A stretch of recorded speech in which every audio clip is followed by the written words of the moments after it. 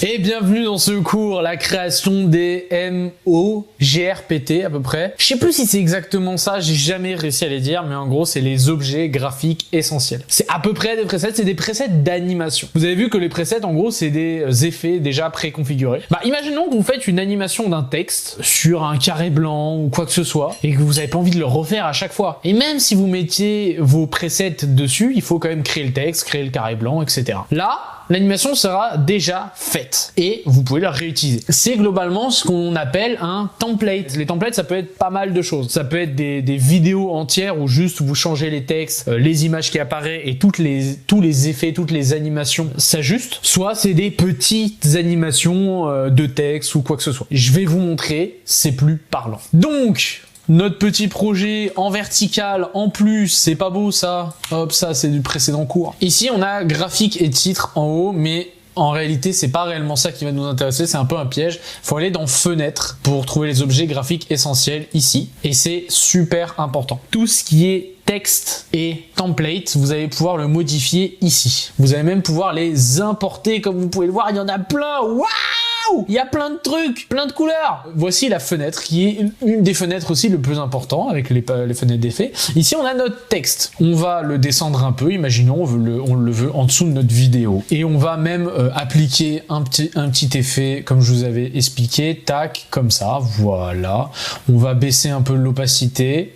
Voilà, comme ça le texte il ressort un peu mieux. Donc on a notre texte et tout, on va le cliquer dessus et quand on est sur le panneau objet graphique essentiel, on a parcourir et on a modifier. Quand on est sur modifier, on va pouvoir déjà montrer ou désactiver l'ombre. Alors là, ça se voit pas trop, je vous avouerai. Mais on va pouvoir aussi cliquer sur le texte et on va pouvoir faire plein de choses. Mais ça, on verra plus tard quand on fera des textes ensemble. Bah oui, on va en faire. Mais c'est pas pour tout de suite. C'était juste pour vous montrer cette fenêtre que j'ai utilisée aussi parfois. Donc on va aller dans parcourir et on va chercher une petite animation. On va chercher une animation tac tac tac tac tac. Pas trop complexe non plus. Une petite animation sympa. Voilà ça. C'est très bien, hop, ça va l'apporter, à venir. Vous allez voir qu'il y a un petit texte ici qui s'est rajouté. En vrai, il est pas si ouf que ça, celui-là. On va mettre un lower titre. C'est un peu plus efficace parce que généralement, c'est ce qu'on utilise. Alors là, il est un peu en trop grande définition. Voilà, parce qu'il est en 4K et que la séquence, elle est en 1080p, en plus en vertical. Alors ça lag un peu parce que les objets graphiques sont très gourmands. Très très gourmand. Voilà, et ici on peut voir notre petite animation, Daniel Donson, creative designer. Si on présentait un personnage, ça aurait pu être super intéressant. Je vais vous le montrer aussi sur une séquence verticale, horizontale, pardon. Hop. On va le copier-coller. Et là, vous voyez, par exemple, Daniel Donson, qu'on va rajouter ici. Alors, on pourrait, on va le modifier. On va le modifier ici. Edit texte A. On va marquer Armand. Et on va marquer, pas creative designer, mais éditeur vidéo. Non, on dit plus vidéo éditeur d'ailleurs, je pense. Et là, on a notre petite animation. On peut changer la couleur. Mais donc, on veut du rouge un peu plus vif. Voilà. Ou même, non, on va dire du jaune. Du vert, c'est bien le vert, ça va bien ressortir le vert. On va changer la police d'écriture pour Armand seulement. Voilà, on va pas forcément changer la police, alors on pourrait la changer, mais on va aussi changer son épaisseur. On va la mettre en black. On va augmenter la taille, pas trop non plus, sinon ça touche la barre. On peut augmenter la taille de la barre au cas où si notre nom était long, on la raccourcit, on va la raccourcir un peu. Voilà, on peut augmenter son épaisseur, mais non. Et ça c'est la taille générale du truc, de l'objet essentiel. On a notre petit objet essentiel, notre petite animation qui nous aurait pris à peu près 30 minutes ou allez 15 minutes si on est rapide à faire et que là ça a été fait en même pas 5 minutes. Et là c'est parce que je vous expliquais des choses mais quand on le sait, ça 5 minutes c'est terminé. Donc voilà, qu'est-ce que c'est un objet graphique essentiel? C'est une template. Il existe aussi des templates sur After Effects, c'est beaucoup plus développé et beaucoup plus facile. Moi j'en ai utilisé plein à l'époque et tout le monde en utilisait pour les intros, etc. des vidéos YouTube. Vous pouvez créer le vôtre aussi. Imaginons, j'avais fait toute une animation sur Armand. On va faire toute une animation sur Armand. Je vais la créer sans trop vous expliquer exactement comment, mais sans vous couper le moment où je la crée, au cas où si ça vous intéresse d'à peu près essayer de comprendre ce que je fais. Si vous n'avez pas compris, ce n'est pas grave. Là, on va mettre des images clés. Hop. Voilà. Voilà. Hop. Hop. Ici, clic droit, palier, hop, tac, tac, tac, tac. Le harman va s'écrire comme ça. Bon, c'est pas super joli parce qu'il y a l'ombre. On va la désactiver. Tac, tac, tac, tac.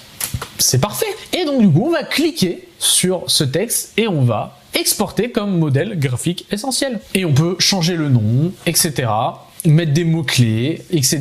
pour pouvoir le retrouver plus facilement dans votre objet graphique ici, dans Parcourir. Et ensuite, vous pouvez l'importer directement ici, installer un modèle graphique, et là, vous pouvez aller en chercher de partout. Évidemment, vous ne pouvez pas installer n'importe quoi, il faut bien que ça soit un .mogrt, il n'y avait pas de P. J'en ai vraiment pas mal, j'en ai même des très sympas. Vous pouvez en trouver des gratuits sur Internet, mais des payants aussi sur Envato, Motion Array, on va aller voir ça, et je vais vous présenter un pack aussi que j'aime beaucoup. Donc Motion Array, c'est un site plutôt pas mal si vous voulez trouver des templates, des presets, etc. Mais c'est payant. Vous en aurez quand même quelques-uns de gratuits. Donc là, on va aller... Alors, vous avez les presets. Et vous allez avoir ici des templates directement et des motion graphiques. Alors, les templates, des fois, seront sous projet Premiere Pro plus que motion graphique. Mais là, par exemple, vous pouvez en avoir là un super sympa. On va voir. Ouais. Si vous voulez mettre votre Facebook, votre Instagram, ils sont super jolis, par exemple, ici. Et vous allez pouvoir les drag and drop. Donc, juste glisser, déposer, changer le nom ici. Et ça peut être super sympa pour votre chaîne YouTube, vos réseaux, etc. Moi, je vais vous présenter le pack Toco, qui est un pack assez sympathique, qui a quand même pas mal de choses. Globalement, vous avez des typographies, vous avez des slides super sympas, des infographies, des mock-ups comme ça. Tout ça, c'est disponible dès que vous achetez Toco et c'est vraiment pas cher. Globalement, alors moi, j'ai une ancienne version, j'ai pas autant de choses, je vous avouerai. Un peu jaloux, faudrait que je rachète la nouvelle version. Et là, ici, c'est sur Envato. Comme j'ai dit, il y a Envato, Motion Array, et il y en a même d'autres que je suis sûr que j'oublie, mais ça se trouve super facilement. De toute façon, c'est des géants généralement, ce genre de choses. Et là, ici, vous pouvez l'acheter pour 200 $ si vous l'utilisez en façon pro, et si vous voulez l'utiliser seulement pour vous, c'est 70 $. Ce qui est vraiment pas cher pour tout ce que ça propose et tout ce que ça va vous aider. Moi, globalement, j'avais acheté l'ancienne version. Donc, si je marque ici Toco, vous pouvez voir que j'ai des backgrounds, des étoiles. Alors là, les étoiles font un peu pitié, on va dire. Ça n'a pas l'air d'être super utile. Vous avez pas mal de choses. Par exemple, ça. Si je veux mettre...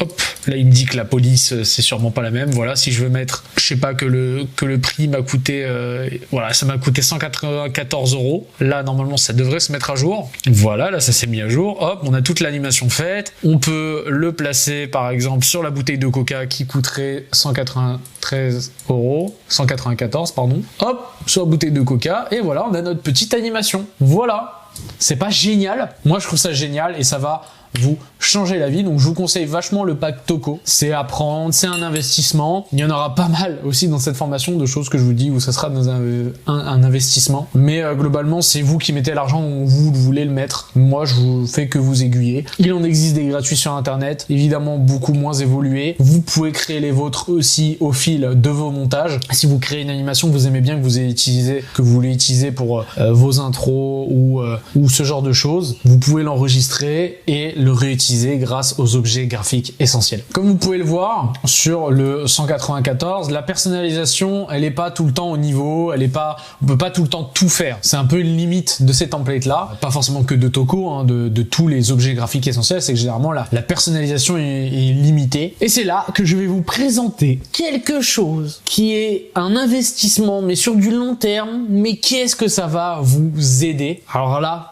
je rigole vraiment pas. De base, je rigole pas d'ailleurs, mais là, c'est vraiment un step au-dessus. Je vais vous présenter Premiere Composer, mais ça sera le sujet d'un prochain cours. À tout de suite.